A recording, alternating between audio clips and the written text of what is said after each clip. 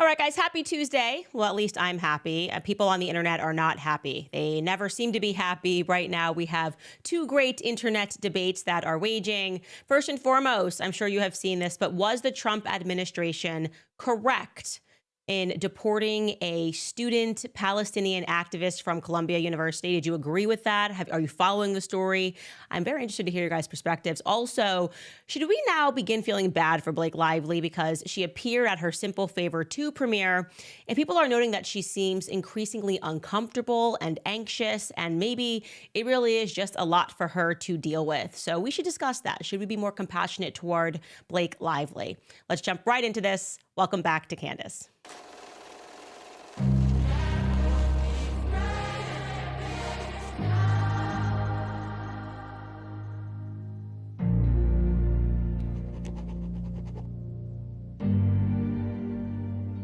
I already know that I'm going to upset a lot of people in this podcast. It's this thing that I do. I just try to be ideologically consistent. And sometimes that means that you're defending people on the left. Sometimes it means you're defending people on the right. And the people in the middle are always like, well, why don't we just defend ideas?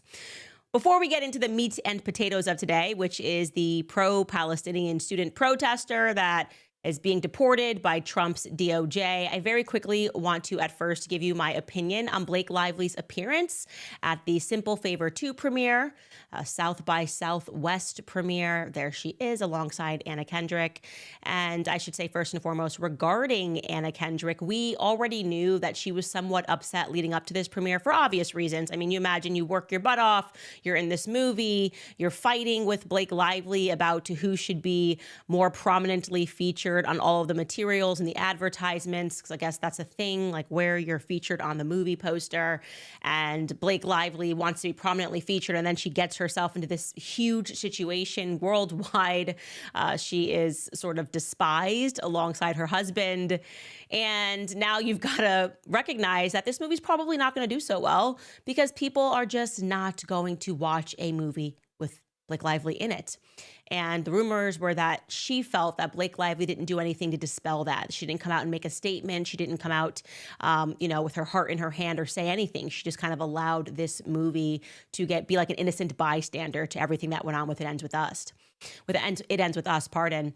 So leading up to this red carpet, all eyes were kind of on Blake. People were wondering if she was going to bring Ryan. I said, definitely not. That's not going to happen. Obviously, she's adjusting and she's realizing what a bad decision SNL was. People don't like Ryan Reynolds, especially. So she did show up alone. And when Anna Kendrick was asked about Blake Lively on the red carpet, she was a bit pithy, and I would say maybe trying to be funny, but definitely made a statement when she was asked about working with Blake. Take a listen. Anna, what does it mean to be working with Blake again? Oh, talking about you. Just, sort of a thing. And there were tons of rumors that, by the way, on the first movie, they didn't get along fantastically. Obviously, they got along enough for them to do the second movie. But you can sense that she's a little bit annoyed, and she knows that a lot of questions are going to be coming her way about Blake Lively. And specifically, when she was asked directly by a reporter about everything that was going on, she definitely gave a very cutthroat answer. Here's what she had to say. Yeah, so now the other thing I want to ask you, how do you feel like how does it feel like the movie's being impacted kind of by everything happening around going on in the world? Why, what happened? I did ayahuasca and the last year of my life is just gone, but I've heard the movie's amazing. Wait, thank you. So I thought it was really interesting, and I'm not sure if anybody has pointed this out yet, that she chose to say ayahuasca and that she couldn't remember anything as her reason as to why she can't respond to this. And I was wondering whether or not that was potentially a nod to the now infamous skit where Ryan Reynolds directed the promo of It Ends With Us, brought his mother, and had Brandon Sklenar there. And Brandon Sklenar, I guess, was supposed to be the Justin Baldoni, and said that he had taken a lot of ayahuasca. That just kept happening throughout the skit, and we weren't sure why they were focusing on ayahuasca. It was quite strange. Take a listen, just jogging your memory here. My heart is beating like crazy right now. This reminds me of when I went on that meth journey, confront my inner child. And I was on a meth journey. I think you mean like ayahuasca, like South American plant known for its medicinal benefits. Definitely not meth. You should not be doing a meth journey. I've been on a meth journey for about 6 months now. I mean, I'm not a doctor, but you're probably gonna die. I don't feel well. You don't look well. I was expecting not to like him. Oh, yeah. But he is so Nice, the nice. nicest guy. So Everyone says you're funny, nice, but charming, he's- kind. Yeah. What a Oh my wonderful God. guy. What is ayahuasca? So I was wondering if she said that on purpose. We will obviously never know the answer to that. But what we do know is that there has definitively been a noticeable transition in Blake Lively's public demeanor, right? We're kind of used to seeing, and pardon my language here, but we're very used to seeing like a bitchy Blake, right? She's very unkind to reporters. And genuinely, I think that there's just a lack of a better word there. She seems to hate the press junkets over the years. She barely seems to enjoy her fans. She kind of thinks that she's above her fans, thinks she's above the press, and is just always rude, right? But throughout these last two public appearances, since everything has kind of been falling apart for her and Ryan, she does seem, and I will agree, admittedly very uncomfortable. And I said that immediately when she was on the red carpet with Ryan. He didn't, obviously, because he is, I think, just a narcissist to his core. But, you know, they chose to walk the red carpet, and he was kind of pointing at her and wanting the cameras to capture him and her. And then he notoriously, now we know, wrote another line into that script to sort of mock the circumstances of everything that was going on. But when you zoomed in on her face in that moment and you saw Kevin Costner kind of looking down in that SNL moment, she doesn't look comfortable. She doesn't. She looks anxious. She looks like she doesn't really want to be out in public when she knows that the public does not like her. And we saw this similarly at the event for South by Southwest. Some people are noticing that she's rambling when she's speaking on stage to the point of almost incoherency, rambling to deal with her angst, right? And I'll just give you a sample of that. Take a listen. What happens in the third one? No, I'm joking. Capri and Rome, honestly. So Paul, we really wanted to make this second movie, and I was like, Paul, he wanted to shoot in Capri, and I was like, that sounds amazing, but it's very expensive, and let's just, shoot in Connecticut. That's where the first one took place. I didn't understand why it needed to be Capri, and now I want to live there. I love it so much. They serve you ice cream and lemons, and it's just magical. They sell hats. That crazy, beautiful hat was just a hat in a store. Like, humans buy that. And I'll also add to that, she's definitely rambling and you can sense she's uncomfortable and a lot of hand movements. But I'll also add that even when you see her walking the red carpet, she's suddenly very nice to fans. It's a totally different Blake Lively. And she just seems so grateful for every fan that's coming up to her and asking for a picture and like a hug. We even saw that on the red carpet with SNL. I think it was, I can't think of the woman's last name, Amy. One of my producers will say it in my ear, but when they were speaking and they were hugging and they just sort of looked at each other, and she just seems so much more compassionate now, right? Where you can see that she's had some sort of an internal breakdown. And I noticed that following that ramble session, which was posted on Instagram over and over again, some of the comments in response to it were quite sympathetic to Blake, right? They said that you can really feel her anxiety through the screen. One Instagram user was actually even empathetic to the matter and saying that they similarly ramble when they are on their anxiety meds. And I would not be shocked at all, by the way, if Blake during this moment was taking anxiety meds. I believe truly it is not an act to suggest that Blake Lively is anxious at this moment in time with so much on the line and everything that she feels that she's worked for essentially being wiped out with one case. So the question that people are asking is, should we be the better person? Should we take the Justin Baldoni approach? Should we take a look at this situation, assess the monster that lived inside of her, and show her some compassion, especially because many of us agree that Ryan Reynolds was the leader in this. I believe that. I believe Ryan Reynolds was the leader and is the leader in everything that she does. So should we be compassionate? And the answer is no. My friends, we obviously should not be compassionate. That's not how this works, okay?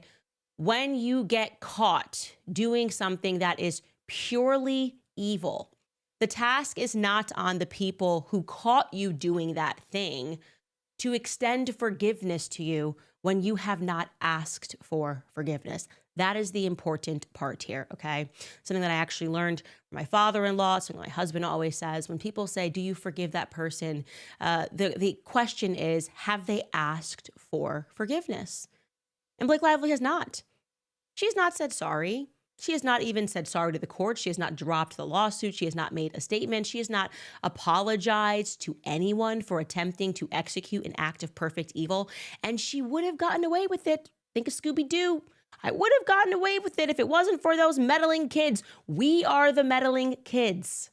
This was meant to be an act of evil against a harmless person. She sensed his weakness and she went for it. And yes, I too would be anxious and uncomfortable if the world finally saw me for exactly what I was, right? If I had perfectly curated this idea of me caring about various causes and caring about people, and in reality, I get caught in my own text messages as being a very mean girl who will even use A-list power and the threat of dragons to take somebody down who just wanted to bring forth a movie that they were passionate about, a book that they were passionate about, taking a book and turning it into a movie because he wanted to tell a story about domestic violence. Okay, so I just want to remind you guys that whenever and if ever you begin to feel an iota of sadness for Blake Lively, I want you to remember all of the things that she did to Justin Baldoni. I want you to revisit the website that Brian Friedman put up. And I want you to read her text messages and how horrific they were, how quickly her and Ryan decided to use the threat of Taylor Swift to take down Justin Baldoni and make him feel like he was powerless in the world of Hollywood. I want you to remember their agents. Baldoni, Baloney, Ari Emanuel, okay, still bullying him after lawsuits have been filed because they view themselves to be that powerful, okay? We're the giants here, and there's nothing that Justin can do about it. And I will promise you that when you recapture that in your own imagination, recapture how Justin Baldoni and his family must have felt realizing that if it wasn't for us meddling kids, okay, if it wasn't for us meddling kids, he would have effectively been branded as a sexual pervert. That would have been the story of Justin Baldoni. We would have been an actor who did a movie, who then moved to direct a movie, and then it was discovered, thanks to the wonderful feminist that Blake Lively is and her wonderful feminist friends who march in songs to take down Katy Perry. Thanks to her, we recognize that actually he was a sexual pervert who both thought she was ugly, but also couldn't look away from her and irresistibly needed to stare at her, him and Justin Heath, when she was breastfeeding, because they're just so into those sorts of things.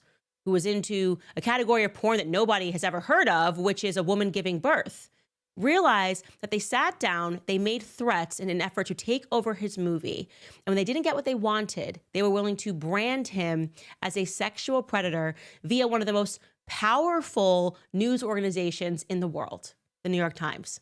And they were able to do that because of their connections. So, no, the answer to people that are wondering in the comments if you should feel bad because she looks anxious, the answer is no, you shouldn't feel bad, and she should be anxious, okay? After a person goes on a murder spree, to give you an example, and if they're home and they're dumping their clothes and getting rid of all the evidence, and then they hear sirens outside, and they start to feel anxious, we don't go, oh my gosh, I feel so, he's going through a moment of anxiety, recognizing that he might really get caught, that he really might actually have to serve a sentence for this horrific act that he committed. No, we keep marching until she gives us the mea culpa and she recognizes and thinks about the anxiety that his wife must have gone through, recognizing that it was a plausibility that her kids could grow up and believe that their father was a monster, okay? Maybe think about how Justin Baldoni felt when he was in that basement at his own movie premiere. And they were laughing and dancing upstairs, thinking that they had almost done it, that it was almost completed, and that they had taken over his movie. And by the way, if you were on the fence about how involved Blake Lively was, I certainly was at moments going, was this just being driven by Ryan? Was she even on the set when he did these Deadpool things? Was she even aware of the lines that he was writing, since she played Lady Deadpool, but she only did the voiceover and she wasn't actually on set? Did she know that he was going to over-murder him and do all of these horrific, toxic things? Well, we got our answer when somebody on TikTok was able to find that present at that shoot that we just showed you, where he brought his mom in to mock Justin Baldoni and to make fun of him and his background and his family and ayahuasca. Blake Lively was present when that was shot. Here is a backstage at the It Ends With Us Ryan Reynolds promo shoot. I say, yeah, one to two. One, two, I stopped taking my punishment. Yeah. It says the one and only Blake Smollett. And for those of you that are listening on the podcast, it is her laughing and speaking. It looks like she's directing almost Ryan's mother to say lines. And we know that she was saying lines about Blake, that Brandon was meant to be Justin Baldoni. And this was really, truly just high school bullying done to the Hollywood extreme. So I don't forgive it. I will not forget it. But when she comes down and asks for an apology, then we can revisit that question. Okay, first I want to tell you guys about Preborn before we get into the meat and potatoes of today. What do Andrea Bocelli, Steph Curry, Justin Bieber, and Tim Tebow all have in common? Well, all of their mothers were encouraged to end their pregnancies. That's the truth. When a woman faces an unplanned pregnancy, she's often pressured to end her child's life. She wants to make the right choice, but society and those around her are telling her that the baby, it's not a life. That's where the Ministry of Preborn steps in. Preborn and their network of clinics offer compassionate, loving care to mothers and the support that they need to help them choose life, including a free ultrasound. Because once a mother hears her child's heartbeat, she is twice as likely to choose life. If you consider yourself pro-life, it's time to join forces with Preborn. Together, we can empower women to choose life. Empowering the truth of motherhood transforms families and futures. One ultrasound is just $28, and $140 will help to rescue 5 babies. When you donate monthly, you'll receive stories and pictures of the lives that you helped to save. To donate securely, you just dial pound 250 and say the keyword baby. That's pound 250 baby. Or you can donate securely at preborn.com/Candace. Again, that's preborn.com/Candace. Okay, now it's time for me to get into some trouble. Okay, I'm old, by the way, 35 years old. I'm so old that I remember when conservatives were against the weaponization of the Department of Justice. I remember there was this event called January 6th and the aftermath of it. I remember the media, which is so good at brainwashing us, repeatedly showing videos of people breaking through barriers. And what was happening outside of this media depiction was this sweeping justification for the harassment of Americans who were simply there that day, many of whom never entered the Capitol building. They literally just listened to Trump speak and went home. Why do I know this? Because I had friends from my hometown who only attended President Trump's speech and then they went home. And then the FBI arrived at their door to question them about why on earth they went to the rally at all. Okay, that is the reality of circumstances. And I know people that are now watching my series and seeing me do all of these investigative things, you are starting to re-examine your relationship with the media. It's amazing what can happen in moments of confusion, what you'll allow to happen in moments of confusion when a story is presented to you. The message that they received when the FBI showed up at their door, okay, literally kids that I went to elementary school with, is essentially they were being threatened for political reasons. And many people allowed that to happen because the media convinced them through the repetition of videos and words like domestic terrorism. It's terrorism. It's a terroristic threat. The overuse of the word terrorism has been used to propagandize people into believing that if they don't acquiesce to whatever the government wants, well, your nation is going to somehow be harmed because these are terroristic threats. Hello, 9/11. Right? Why do we all have to get naked at the airport? Because after an event like 9/11, there was so much confusion. We were told the Middle East, we don't even know how we got into war, but it was like, take your belts and shoes off at the airport or you're all going to die. And we were like, okay, sure. That seems like a fair trade-off. And now we look back and we go, goodness, when we're emotional and we're fired up about stuff or we hear certain trigger words, we allow a lot of over-governance. I'm also so old, okay, that I remember 2 weeks ago on this podcast when I showed a tremendous clip of Vice President J.D. Vance. He went over to Europe and he rightfully told the leaders, European leaders, that they had become what they hated. Remember the Munich Security Conference?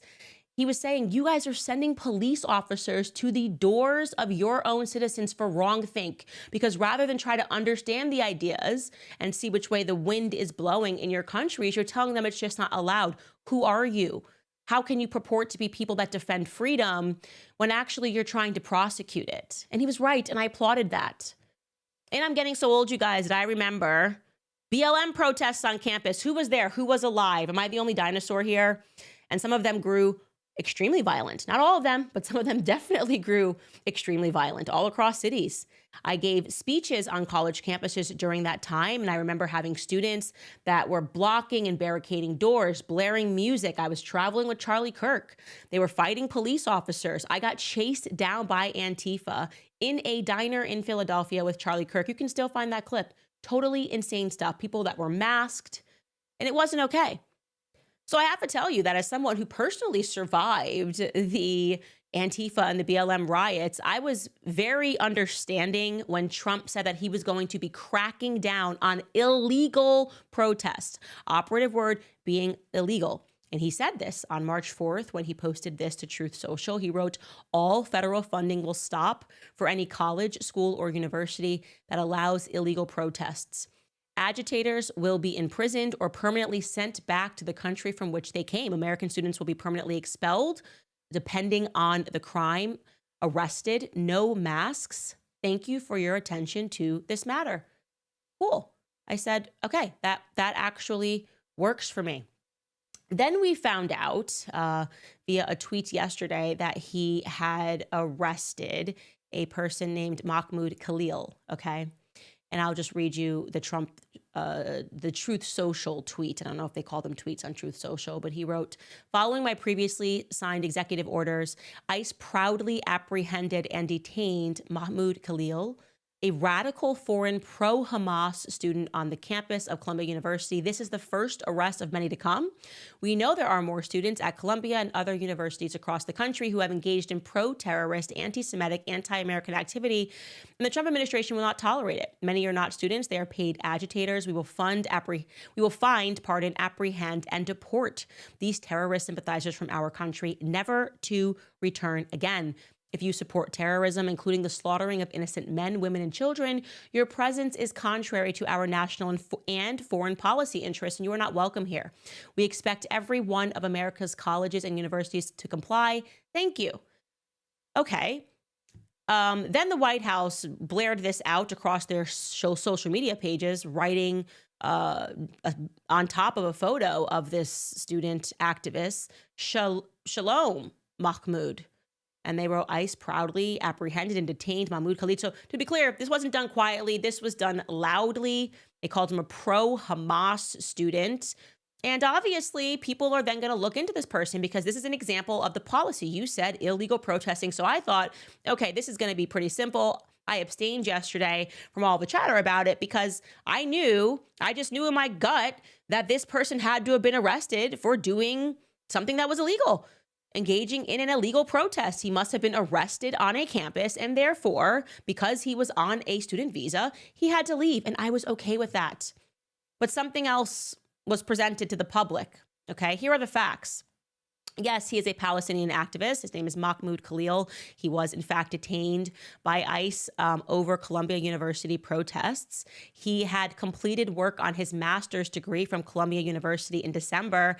But he's a legal resident of the United States, okay? He is a green card holder. That is very different from somebody who is here on a student visa, okay?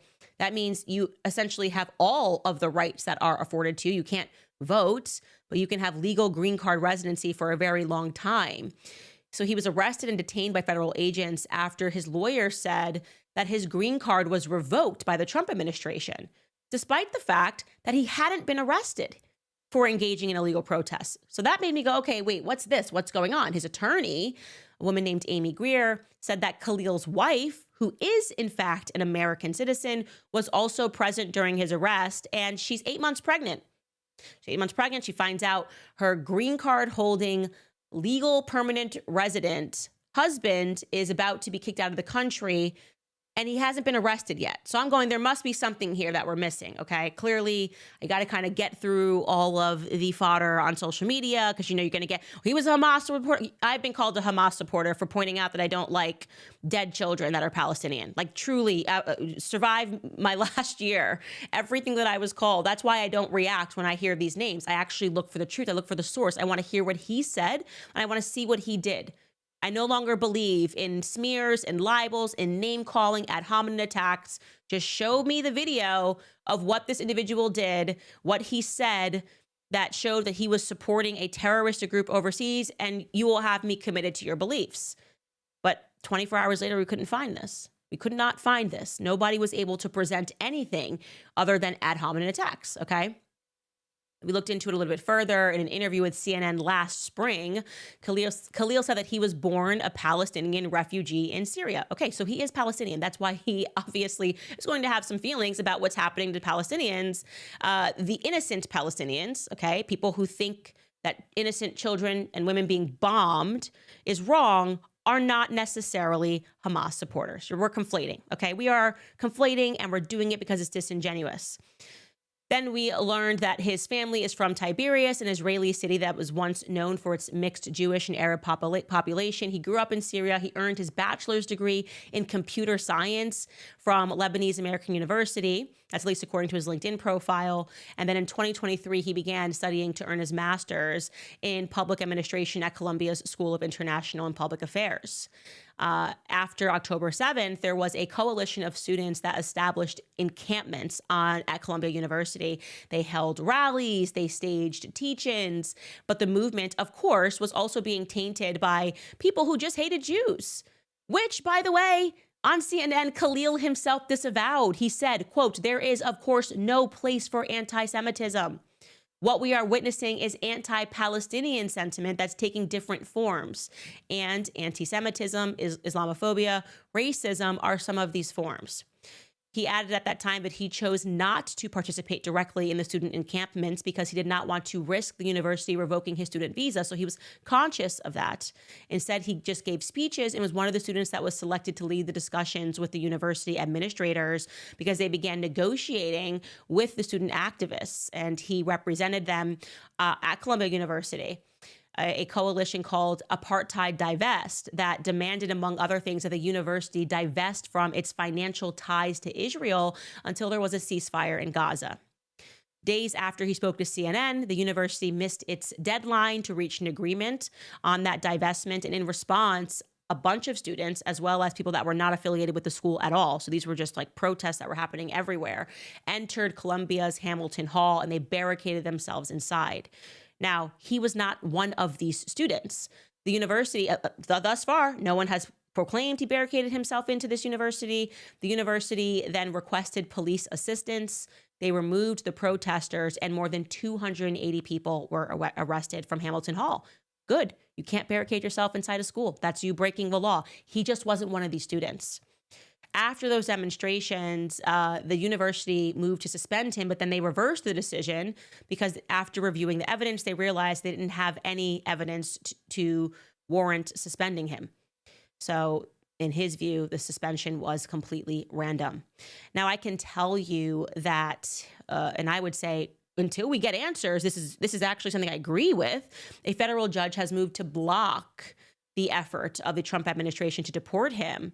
Judge Jesse Furman ordered a hearing on the case to be held on Wednesday morning in New York City. And so I will be following that tomorrow because I don't understand why he was selected to be deported. People are outraged because despite making a giant splash and announcing his arrest, the politicians in the follow-up discussions seem completely unable to answer specific questions about which law he broke.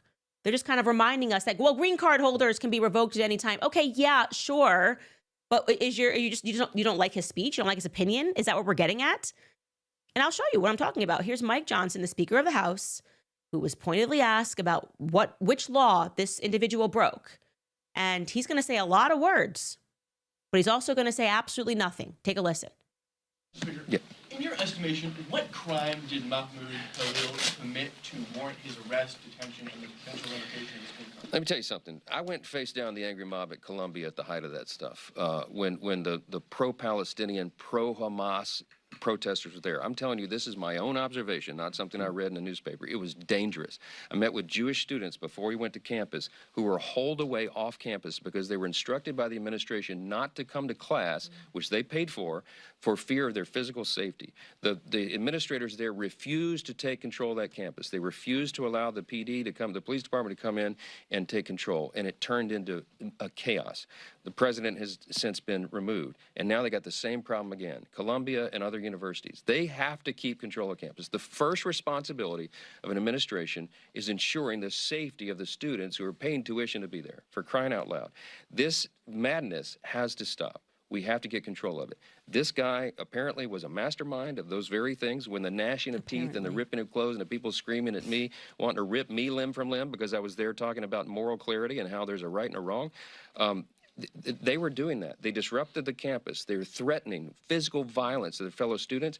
If you're on a student visa, I'm going to say this clearly. If you are on a student visa and you're in America and you're an aspiring young terrorist who wants to prey upon your Jewish classmates, you're going home. We're going to arrest your tail, and we're going to send you home where you belong. And this is just getting started. So, look, I appreciate free speech. I used to defend it in courts, but this is far beyond the pale of that. When you are threatening your classmates and spewing anti-Semitism and all this hatred, it's enough. And I think the American people understand that. They're supporting it, and I'm glad we have a president who's strong enough to lay down the law. Thanks a lot. Lot of words to not tell us what exactly Mahmoud Khalil himself did. He was apparently a mastermind. What? Apparently a mastermind? What are you talking about? You're personalizing. I was there. I saw. I don't doubt any of that. I was there during BLM protests. I saw BLM protesters get violent. It doesn't excuse me to go arrest somebody who wasn't a part of the violent protests. Or are you supposed to be stupid and accept that? You know what we refer to that to? The DC dip and twirl. For those of you who have seen the movie The Campaign with Will Ferrell, when politicians are really good at dipping and twirling and not answering the questions. Here's a clip from that movie. Cam Brady just gave you the old DC dip and twirl. Just danced around the question. Mike Johnson just gave you guys the old DC dip and twirl. He just danced around the question. I'm like, okay, what specifically did this kid do? I need to know, because you're talking about green card holders, not people that are just here taking a class. You're saying permanent residents of the United States, we can just revoke your green card at any time for wrongthink. That's what it looks like right now. Again, I am open, as I have been, to being proven wrong if somebody can present evidence of something that he did. Instead of just saying, apparently he was just a mastermind. Just a total mastermind. Everything that was happening was because of him. Do you have evidence of that, Mike Johnson? So Caroline Leavitt, who is the White House press secretary, was predictably questioned about his arrest today as well. And here is what she says his crime was. Take a listen. Question here on Mahmoud Khalil. Does the administration believe that it needs to charge a green card holder with a crime to be eligible for deportation? Well, in fact, Secretary Rubio reserves the right to revoke the visa of Mahmoud Khalil, and I'm glad you brought this up. Under the Immigration and Nationality Act, the Secretary of State has the right to revoke a green card or a visa for individuals who serve or are adversarial to the foreign policy and national security interests of the United States of America. And Mahmoud Khalil was an individual who was given the privilege of coming to this country to study at one of our nation's finest universities and colleges. And he took advantage of that opportunity, of that privilege, by siding with terrorists, Hamas terrorists who have killed innocent men, women, and children.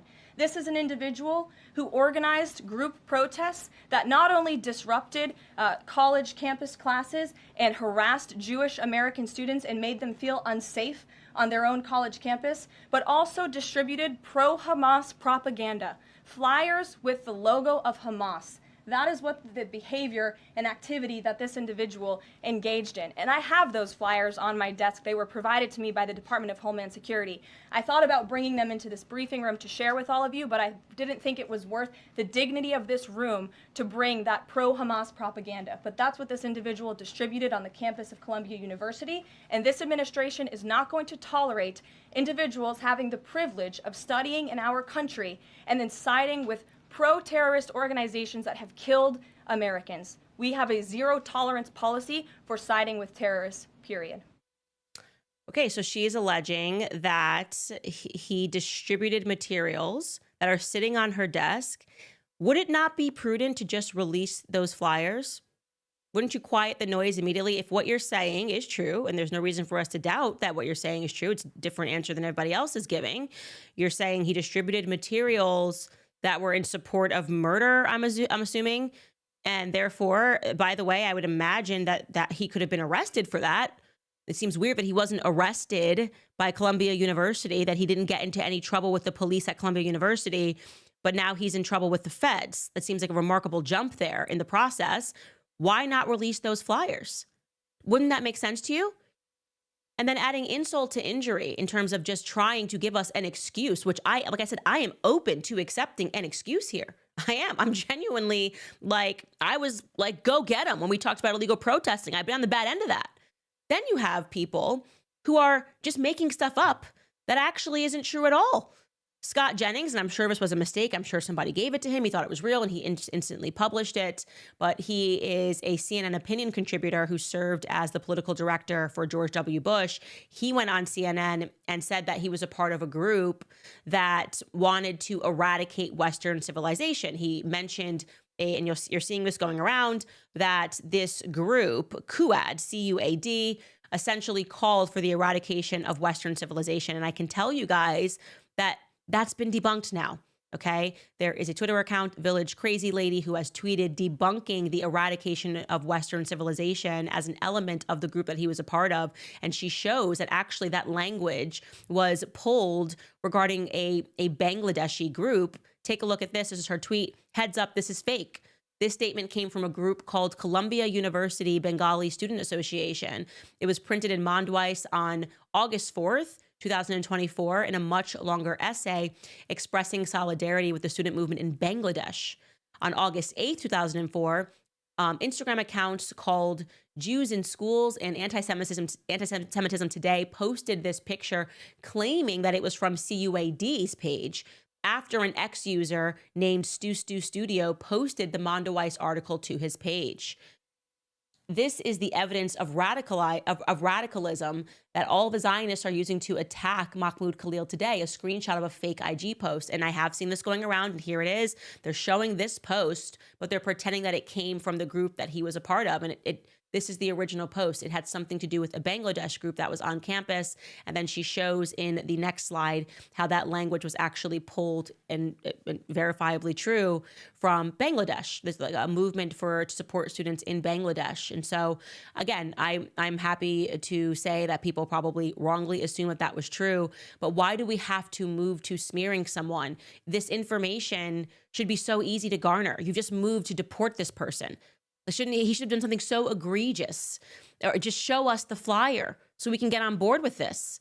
Show me him calling people for death. And don't say that students feeling unsafe is enough of a reason, because this wasn't done. Let's be very clear. This was not done during BLM protests. When Trump was in office, nobody cared about students that were feeling unsafe on campus, which was many. I mean, Michael Knowles was burned in effigy recently. This has been going on forever. Students protesting, getting violent. So I have to say, with the information thus far provided, okay, my opinion right now today, which is subject to change if they come out and they show us more information. But thus far, I entirely disagree with this decision, and I have some questions. How, first and foremost, can you retroactively prosecute a law? Okay, if it was not the law or the position when Trump was in office, and under the Biden regime, he didn't care about this, how can you go back and prosecute someone for a law that didn't exist when he violated it, which is passing out flyers, apparently, flyers that we're not allowed to see? Why wasn't the exact same thing done when students were harassed by BLM? If this is really about protecting students, okay? And some people are saying, oh, well, this is different because Hamas is a designated terrorist group. Okay, well, you guys are saying this is about protecting students, though. So you could have done this exact same thing to protect students under BLM. You didn't do it. Why? Is it because white people shouldn't be protected? White people who live here, by the way? Israelis don't live here. So people protesting Israel has less of an impact on the lives of people than people who are saying that all white people are terrorists and that white people deserve to die, and the signs that we saw during these BLM things, calling for a white genocide, professors that were engaging in that rhetoric, calling for a white genocide. That happened factually in this country. Why didn't we care? To the contrary, when Trump did get involved, when he recognized that conservatives were being chased and violence was happening when we tried to speak on college campuses, he did sign an executive order. But guess what he did? He signed an executive order to increase speech, not to squelch it, to increase it. Here is an old PBS clip following that executive order from 2019, protecting speech due to the way conservatives are being treated on campus because of our perspectives on BLM and other matters. Take a listen. With a stroke of the pen, President Trump issued an ultimatum to U.S. colleges. Universities that want taxpayer dollars should promote free speech, not silence free speech. The executive order signed today requires colleges to certify that their policies support free speech as a condition to receiving federal research grants. It does not affect schools' access to federal financial aid for student tuition. President Trump first proposed the idea to a gathering of conservatives in Washington earlier this month. We believe in free speech, including online and including on campus. He brought on stage conservative activist Hayden Williams. They want our dollars, and we give it to them by the billions. They've got to allow people like Hayden and many other great young people and old people to speak. In February, Williams was recruiting on UC Berkeley's campus when he got into an altercation with this man, who then punched Williams in the face. That man was arrested and charged with assault, and the university condemned the attack. Williams spoke to the NewsHour while in Washington earlier this month. Well, I think there's a culture on college campuses that sort of promotes one side over the other. And, conservatives are in the minority on college campuses across the country. So the question is, why didn't the Trump's Department of Justice move at that moment to begin deporting people who held perspectives that were radically pro-BLM, that were calling for the genocide? I'm just genuinely asking this question for those of us who voted for Trump and support Trump. And here's what I want to say, by the way, to the people who are extraordinarily Zionist, who support Israel and everything that they do, the people who drop the Israeli flag in the chat, thinking that it's going to transform opinion somehow. This is going to backfire. Take it from me. Take this to the bank. This is going to massively backfire. So if your stance in this is, let me defend this action because I have to defend Israel, the exact opposite thing will happen. Do you guys remember this earlier this week when the Gallup poll was released the other day? I can show you this headline. Less than half in the U.S. now sympathetic towards Israelis, okay? And then it says support for the establishment of an independent Palestinian state remains at majority level. And they were reporting this all across that they've never seen such low support for Israel in America ever. And do you want to know why that is? It's not because you can legislate people to support Israel. It's not because you can deport people to support Israel. It's because the opposite thing is more likely to happen, because it looks like politicians are willing to forego American principles when it comes to the topic of Israel. Again, I would feel great about this if you told me that the Department of Justice did this under Trump to protect white Americans at school during BLM riots. And are we supposed to all magically forget, while this is going on, that back in 2020, Bibi Netanyahu was sounding like a gangster, saying that he was going to get speech laws passed in America and any person that boycotted Israel would themselves suffer. Let's take a listen to Bibi Netanyahu, and this is going to be in Hebrew, but don't worry, I will interpret it for you and then give you some tweets. This is Bibi Netanyahu. מי שיחרים אותנו מוחרם בעצמו. בשנים האחרונות קידמנו בארצות הברית, ויש כבר ברוב המדינות שם, חוקים שמי שמחרים את ישראל נענש בעצמו. אז זה לא יעזור להם. אנחנו לא מתרגשים מזה, ואנחנו נלחמים בזה. He is saying we will punish people who boycott Israel. This is a foreign leader of a foreign state saying whoever boycotts Israel will themselves be boycotted. We are getting laws passed. There are laws passed in most states against boycotting us, and you will be punished. How's that for gangster speech? And to back that up, they tweeted it in perfect English, by the way, on the Israel Twitter account. They wrote, this is 2020, Prime Minister Bibi Netanyahu, whoever boycotts us will be boycotted. The UN Human Rights Council is a biased body that is devoid of influence. Not for nothing, I have already ordered severing ties of it. Guess what, guys? That has now happened here in America. It was also not for nothing that the American administration has taken this step together with us. In recent years, we have promoted laws in most U.S. states which determine that strong action is to be taken against whoever tries to boycott Israel. Fascinating that he can do that he can say that we are supposed to be a party that is America first, and it seems that laws are being dictated according to what this guy wants. And I've been very clear in my stance on him. I think he is a monster. I think he's a gangster, and he's acting like a gangster. And now it seems that politicians are just following his every order. They're just following his order. It doesn't matter why we got rid of it. Bibi Netanyahu wanted us to. You know what we wanted as the American people? We want you guys to focus on the Epstein files and the JFK files that were promised, okay? This isn't where we need you guys to flex your muscle on Mahmoud Khalil, who doesn't have a criminal record here and has a wife that's pregnant for 8 months, like wasn't at the top of my list. I got to be honest. Wasn't even on my list, if I'm being honest. And it's interesting to hear when people recognize that and ask that question of, whoa, what about these Epstein files and JFK files that were promised to be released on day one? Here is how Caroline Levitt answers. A week ago, Attorney General Bondi said a truckload of Epstein files had been delivered to her office from the SDNY. When can we expect those files to be released to the public? I would defer you to the Department of Justice. I don't have a timeline here. Do you have any update on the JFK files? I don't at this moment. Again, I would defer you to our DNI director, Tulsi Gabbard, and also the Department of Justice. I know that they are working on that diligently as the president requested them to do. All I'm saying, guys, is I don't like it.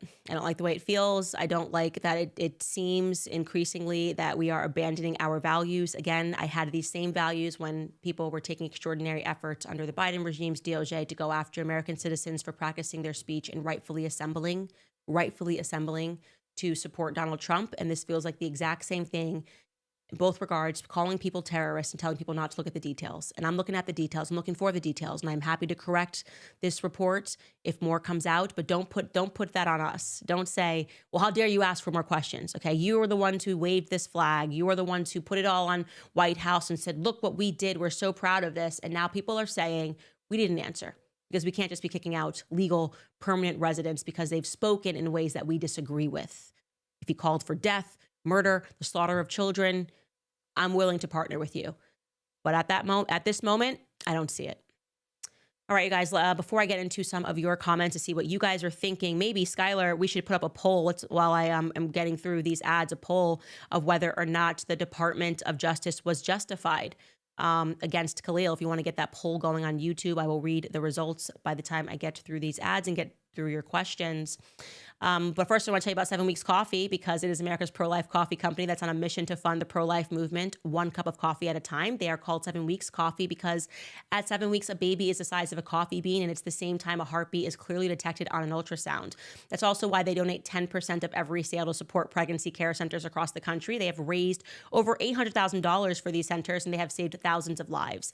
Now, let me tell you about the coffee, because I'm very picky about what I put into my body. It's mold-free, pesticide-free, shade-grown, low acid, and it's organically farmed, so it checks all the boxes. And right now, when you subscribe to 7 Weeks Coffee, you'll receive a free limited edition Lent tote designed by a daily reminder to pray, fast, and drink 7 Weeks Coffee during this Lenten season. So go to 7weekscoffee.com and save 15% forever when you subscribe. Plus, exclusively for my listeners, if you use code Candace, you'll get an extra 10% off your first order. That's a 25% total savings on your first order, plus your free gift. So visit 7weekscoffee.com and use promo code Candace. Also, I don't know your exact situation, but if you're like thousands of homeowners American Financing talks to every month, and you are perhaps struggling to keep up, barely making ends meet, drowning in high interest debt, and it is, of course, not your fault, life just got more expensive. Inflation hit a lot of people very hard. So if you're still carrying around credit card balances with 20% plus interest rates while your mortgage sits untouched, you are ignoring the one thing that could turn it all around for you in your home. And this is where American Financing can help. Would you trade 10 minutes of your time for a shot at saving an average of $800 every single month? Because that is exactly what homeowners are doing when they call American Financing. A simple, no obligation call could change everything. They have a team of salary-based mortgage consultants, so there isn't any incentive to put you into a loan that does not make any sense. And there are no upfront fees to find out how much you could be saving. So do not wait. Talk to American Financing today and start feeling that relief. Call 800-795-1210. Again, that number is 800-795-1210.